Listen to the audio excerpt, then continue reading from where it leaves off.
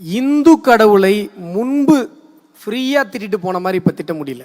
நிறைய பேர் என்கிட்ட வருத்தப்படுறாங்க, சார் நம்ம இவ்வளோ பண்ணுறோம் இது பண்ணுறோம் இந்த பாருங்க சார் ஐஎம் சாரி ஐயப்பான்லாம் பாட்டு போடுறாங்க, ரொம்ப வருத்தமாக இருக்குது. நான் தான் சொன்னேன், இல்லைங்க, முன்னாடி இந்து கடவுளை திட்டுறதுக்கு லைசன்ஸ் வாங்கிட்டு வந்த மாதிரி உட்காந்துருப்பாங்க. இப்போ இந்து கடவுளை திட்டினால் இந்த தெய்வீக தமிழக மண்ணில் மிகப்பெரிய எதிர்ப்புகள் கிளம்பி கொண்டே இருக்கிறது. எங்கள் மனதை காயப்படுத்தி விட்டு இங்கே யாரும் எந்த வியாபாரமும் பண்ண முடியாது, யாரும் எந்த வியாபாரமும் பண்ண முடியாது, சினிமா வியாபாரம் உட்பட. நீங்கள் பெரும்பான்மை நாங்கள் தான்.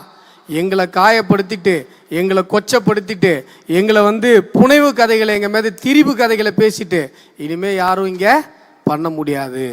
தமிழகத்தில் இந்துக்கள் தமிழர்களுடைய ஒற்றுமை என்பது மிகப்பெரிய அளவில் அதிகரித்து கொண்டிருக்கிறது.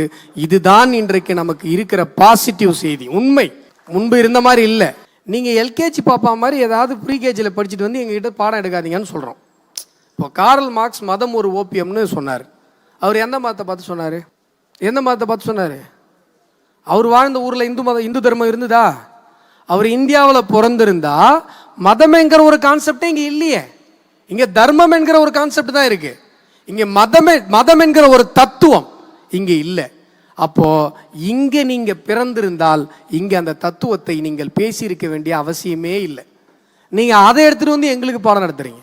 நீங்க எல்லா மனுஷனும் ஒண்ணுங்கிறீங்க. நாங்கள் காக்கை குருவி கூட எங்களுடைய ஜாதின்னு சொல்றோம்.